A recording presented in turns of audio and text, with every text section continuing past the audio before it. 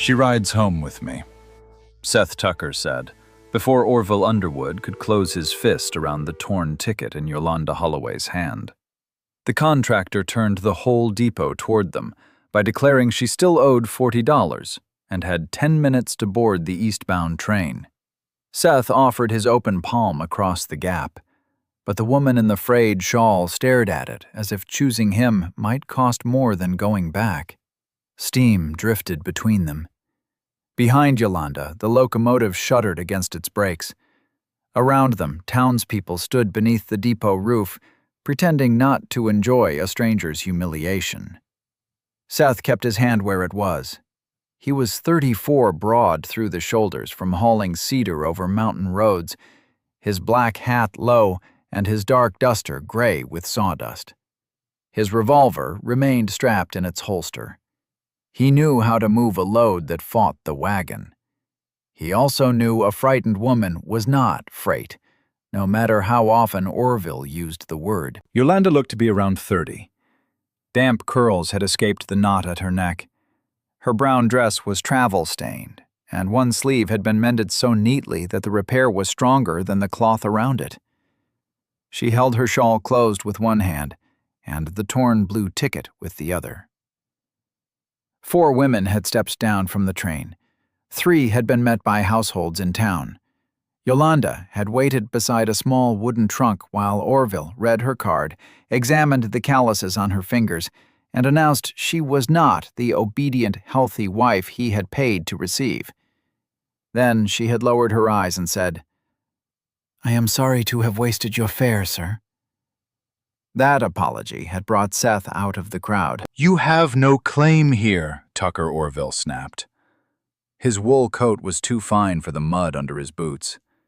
"She came west on my money. She works the debt at the upper camp or she gets back aboard." "She rides home with me," Seth repeated. Orville smiled without humor. "Home, is it?" Seth ignored him and looked only at Yolanda. "Mrs. Gracie Hutchins keeps a boarding house by the river. There is a room, a hot stove, and a lock on the door. You may stay one night or leave sooner. Your choice." The whistle screamed its warning. Yolanda flinched. Her gaze moved from Orville's grasping hand to Seth's open one. Seth saw her measuring 2 dangers and hated that he had become one of them simply by being a man she did not know. So he did not step closer. At last, 2 cold fingers touched his palm. "All right," she whispered. He closed his hand lightly around them. He did not pull. When she took the first step, he lifted her trunk and walked beside her through the parting crowd. Orville called after them, "The circuit judge will hear of this." Seth looked back once. "Tell him the whole of it." Orville's mouth shut. At the freight yard, Seth's timber wagon waited behind Judge, a draft horse, built like a moving barn. A folded wool blanket lay on the front bench. Seth loaded the trunk and turned. Yolanda had already climbed into the wagon bed. She sat beside her trunk with her back straight and her shawl pulled tight, leaving the bench empty.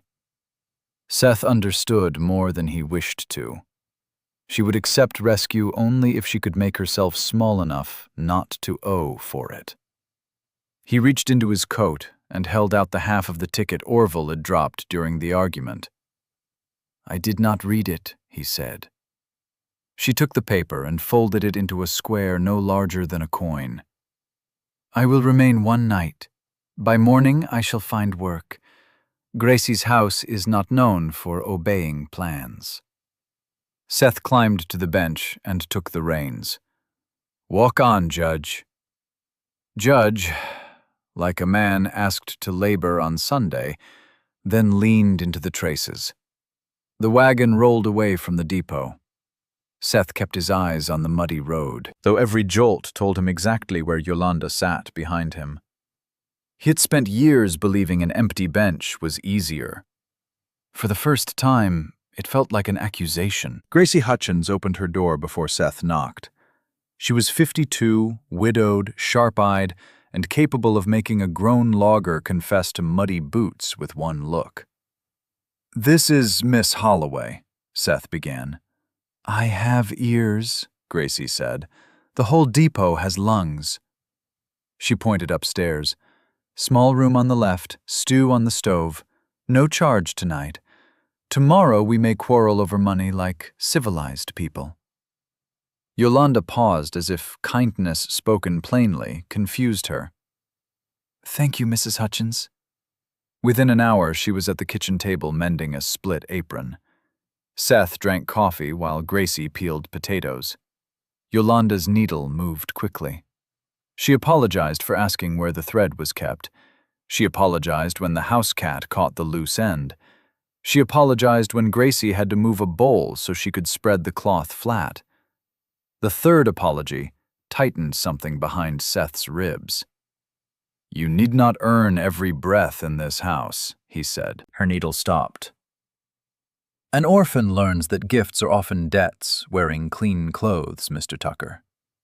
Seth had no answer that would not sound like another promise from a stranger. He settled for lifting the cat from her lap before it swallowed the thread. The animal clawed his sleeve. Yolanda's mouth trembled at one corner. Gracie noticed. "First sensible judgment that cat has shown all year." The smile vanished quickly, but Seth had seen it.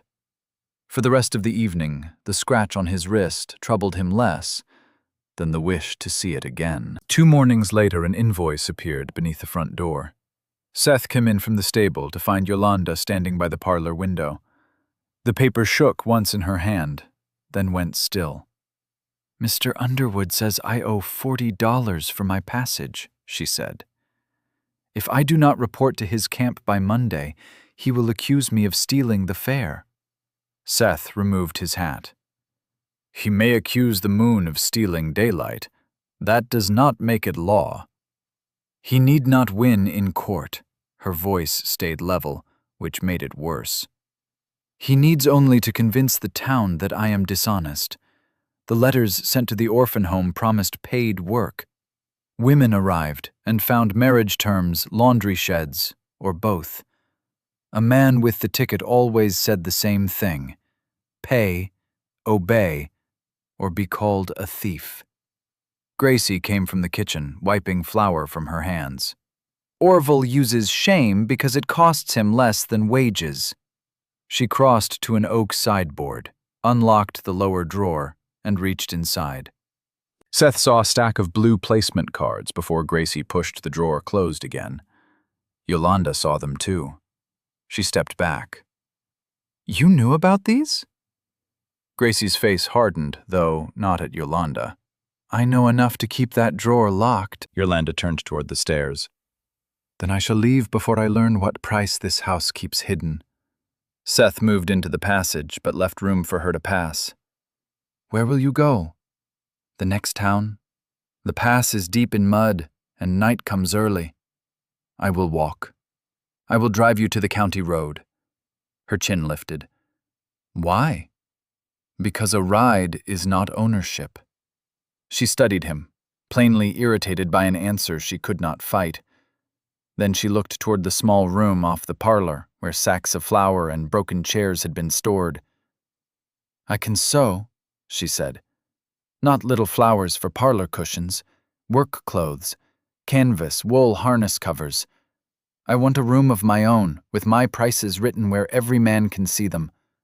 I want money that no one else may count before I do." The fierceness in her voice struck Seth harder than her fear had. Fear made him want to shield her. Purpose made him want to stand near enough to watch what she built. He nodded toward the storage room. "Gracie has space." Gracie folded her arms. "Gracie also has ears, then ask her." Seth stepped aside. Yolanda faced the older woman herself. "May I rent that room by the week?" Gracie named a modest sum and added, "You clean it. I do not negotiate with spiders." "I do." Yolanda looked back at Seth. "And you will not pay the rent?" "No, nor add money to my wages." Seth raised an eyebrow. "You have not earned any yet." I am saving time. That almost smile returned. This time, it stayed long enough to warm the room. By week's end, a board hung beside Gracie's door. Yolanda Holloway, Mending and Strong Seams. The letters leaned slightly to the right. The prices beneath them did not. Seth had cut the board from a clean cedar offcut, but he waited outside the storage room before carrying it in. "Mrs. Hutchins says you need a sign," he said. Mrs. Hutchins says many things. From the kitchen, Gracie called, "All of them useful." Yolanda examined the board, then Seth's work gloves. One had split across the thumb. "I will mend those in trade. The wood was scrap. My labor is not." He handed over the gloves. "Then we have terms." She painted the letters herself and made Seth hold the board while she judged the height.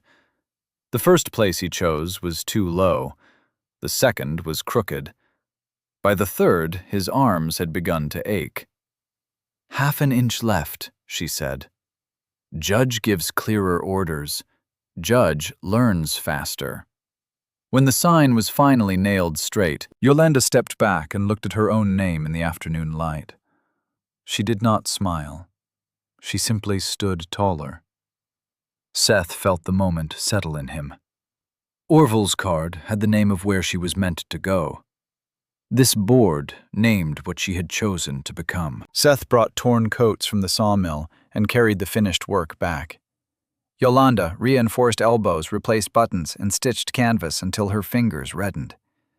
The loggers began asking for the Holloway seam because it held where factory stitching failed.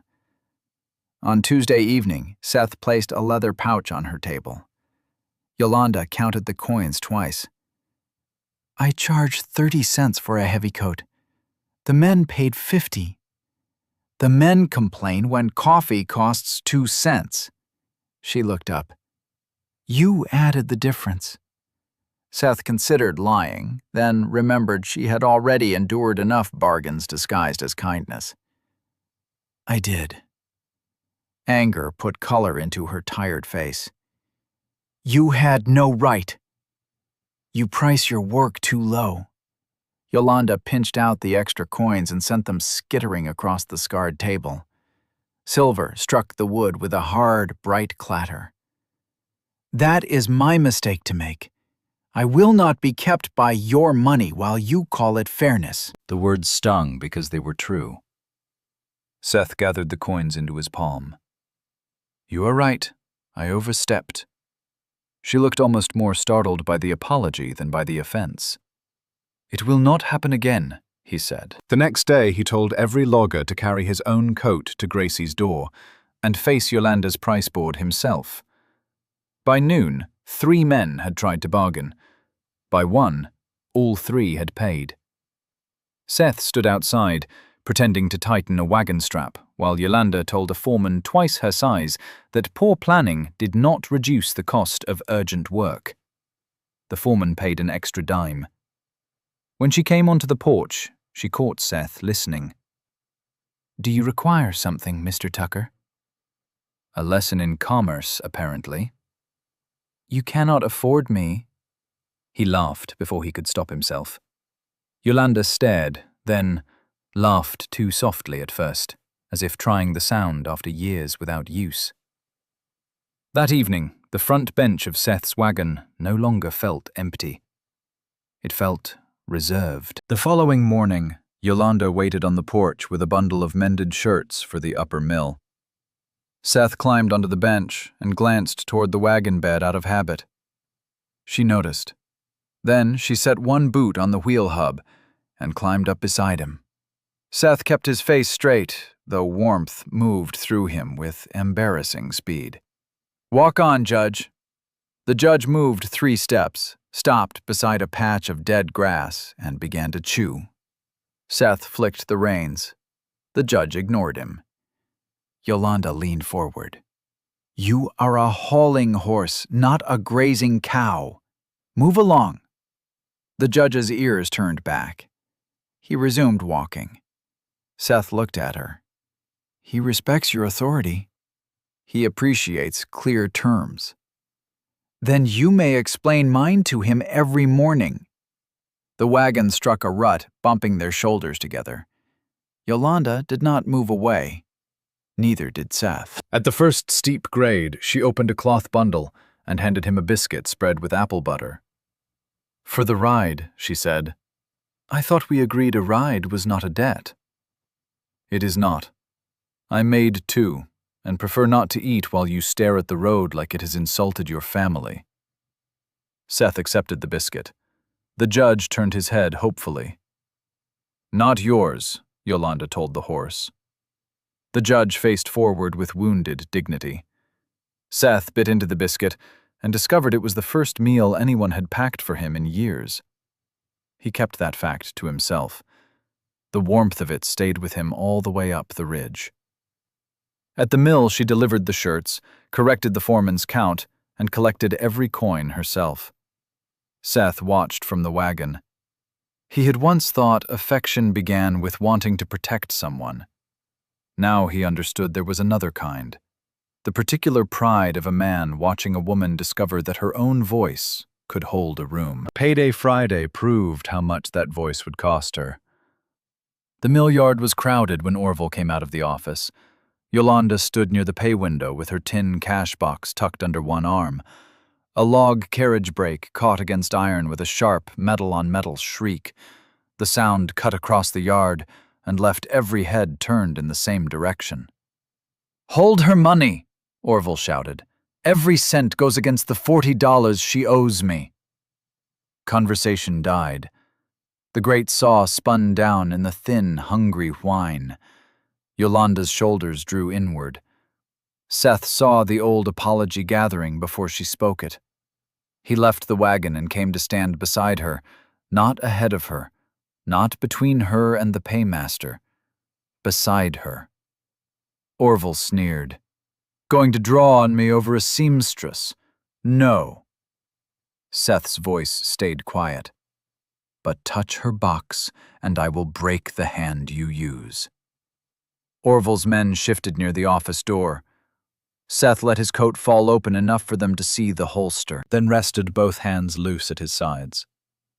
He had no wish for blood. He did wish them to understand that quiet was not weakness. "She ran from a lawful placement," Orville said.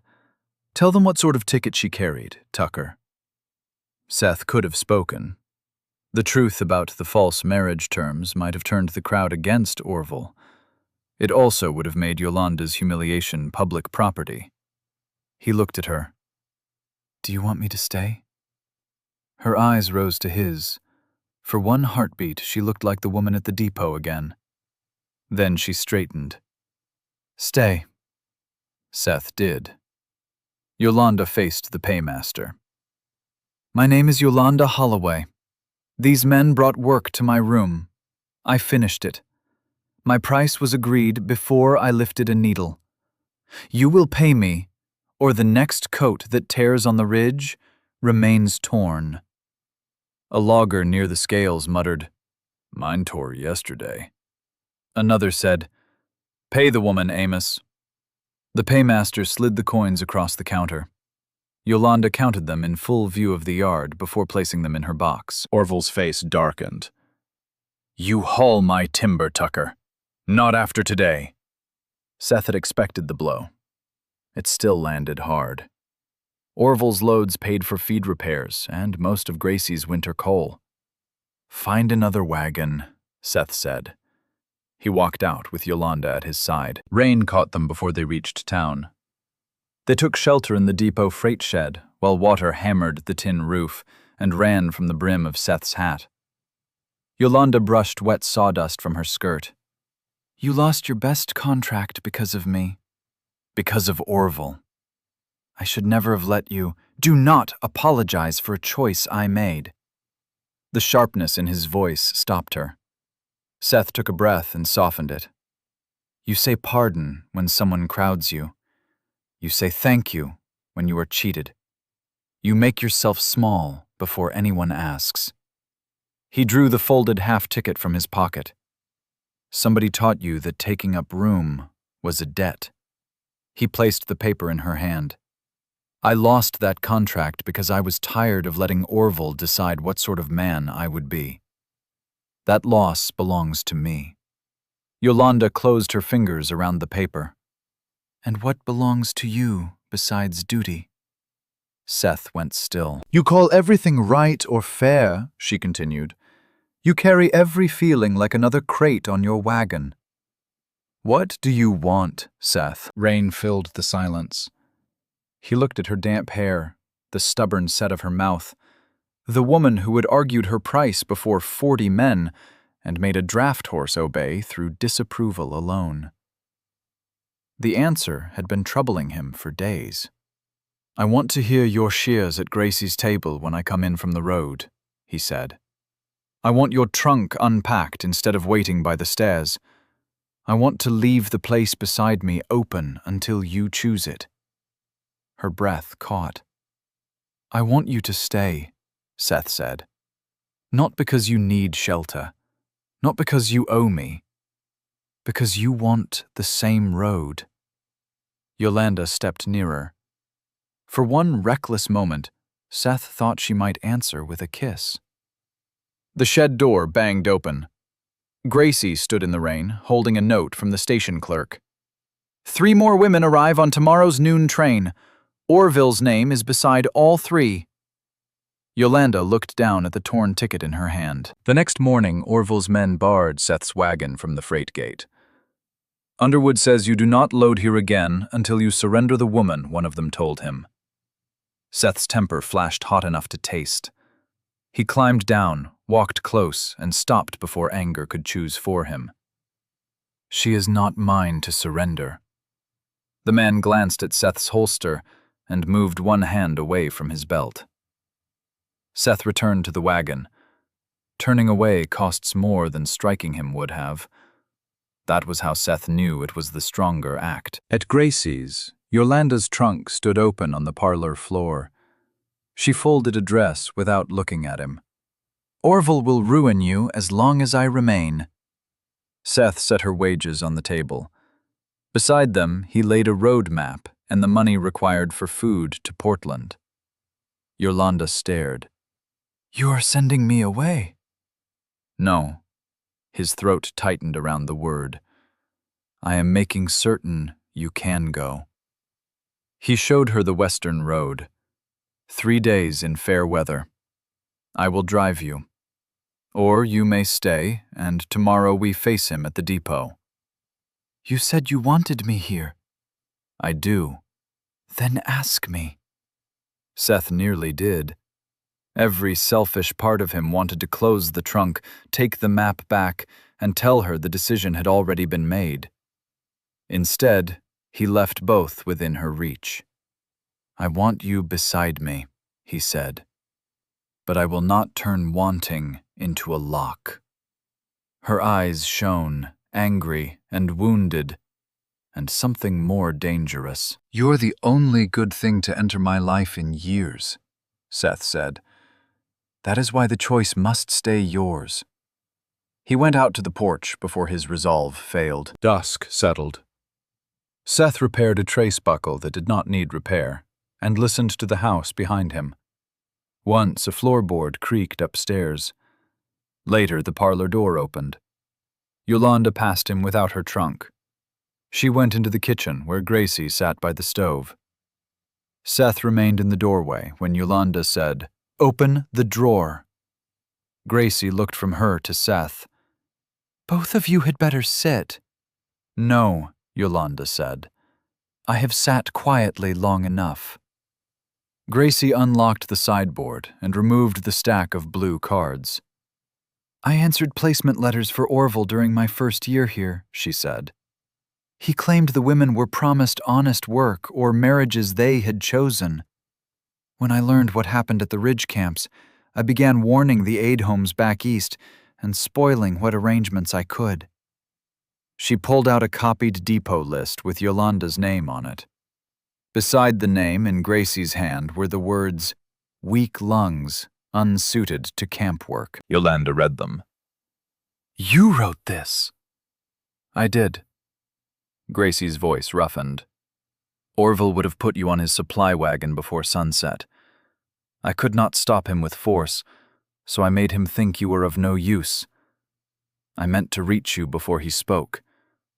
The train came early. You saved me by making him reject me. Ugly work, Gracie said, but it kept you in town. Seth watched pain pass over Yolanda's face, followed by something steadier. The shame on the platform had never belonged to her. It had been Orville's weapon and Gracie's desperate shield. Yolanda set the copied list on the table. Tomorrow no woman stands there alone. Gracie exhaled. Then we had best make room. Yolanda turned to Seth. Will you bring the wagon? Hope struck him so hard he had to answer carefully. Where do you wish to go? To the depot, and afterward. Her gaze held his. Ask me after I have chosen in daylight. At noon on Saturday, the locomotive entered the valley under a plume of white steam.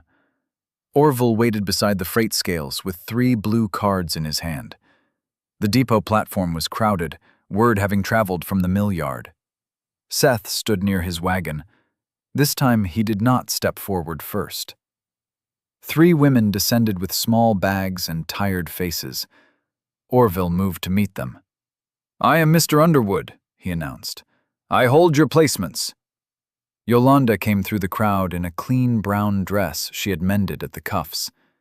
Her shawl rested over one arm instead of hiding her body. The price board from her sewing room was propped in the wagon behind Seth, its crooked letters visible above the rail. She walked directly to the women. My name is Yolanda Holloway. I arrived with a card like yours. Her voice carried over the engine's hiss. Mr. Underwood will say you owe him your fare.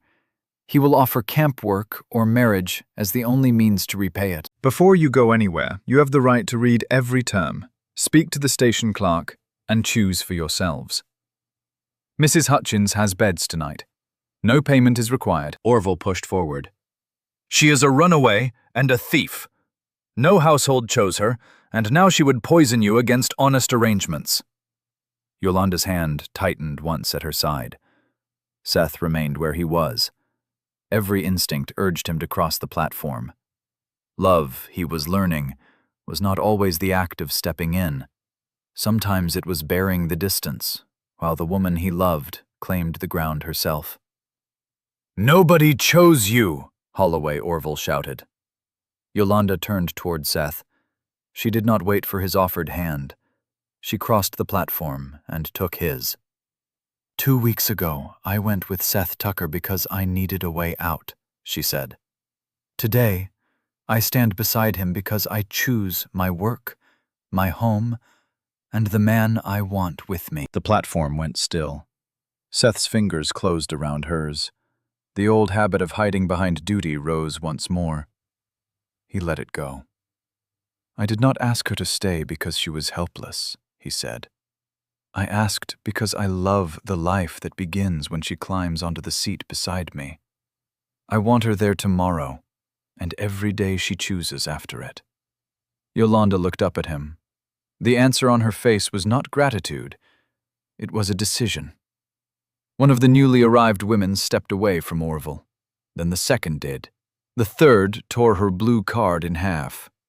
We will go to Mrs. Hutchins' house, the eldest said. After that, we decide for ourselves. The depot master came down from his office. Underwood, clear the platform. Orville looked at the crowd at the loggers who had paid Yolanda, and at the 3 women now standing beyond his reach. His power had always depended on shame arriving before truth. That afternoon, it did not. He left with the torn cards under his boots. Gracie put the new woman in the upstairs rooms and turned her parlor into a temporary sleeping room. Yolanda moved her sewing table closer to the window and added a second line to her board. Work offered, terms spoken first. Seth spent the afternoon speaking with independent foremen who had witnessed the depot scene. The new work did not replace all Orville had taken, but it was enough to keep Judge fed, Gracie's coal bin filled, and Seth's wagon on the road. Near sunset, he finished hitching Judge for a lower valley run. Yolanda came into the yard carrying her sewing trunk. Seth leaned against the wheel. Gracie may need the wagon tomorrow. I can take the buggy. Which do you prefer? Yolanda set the trunk on the front floorboards, not in the bed. Then she came to him. I prefer clear terms, she said. So do I. I will keep my room, my prices, and my earnings. Yes. I will not be sent anywhere for my own good, not by me, and when you overstep, I will tell you. Seth glanced at the house. I believe the valley has already heard you practice. Her laugh came warm and unguarded. Then she placed both hands against his coat. My turn. I want the seat beside you. I want your muddy boots outside my sewing room and your terrible coffee at Gracie's table. I want to choose you without owing you. Whew, Seth's breath left him. Is that plain enough, Mr. Tucker? No, he said, because one last scrap of courage was due from him. Tell me whether I may kiss you. Yes. He kissed her gently once, with the care of a man receiving something freely given. When he drew back, her forehead rested against his. Judge stamped one enormous hoof. Yolanda looked toward the horse. He objects to delay. He has become very strict about terms. Together they climbed onto the front bench. Yolanda's trunk sat beneath their feet, open just enough to show spools of thread, heavy shears, and the torn blue ticket at the bottom. She took the ticket out, looked at it once, and let the pieces fall into the stove ash bucket by Gracie's back step. Then she returned to the wagon and settled beside Seth, not rescued, not claimed, and no longer unchosen. Seth handed her one rein. Ours, he asked. Ours, Yolanda said. Walk on, Judge. The wagon rolled toward the fur-dark road, carrying two people who had learned that home was not where someone placed you. It was where both of you chose to stay.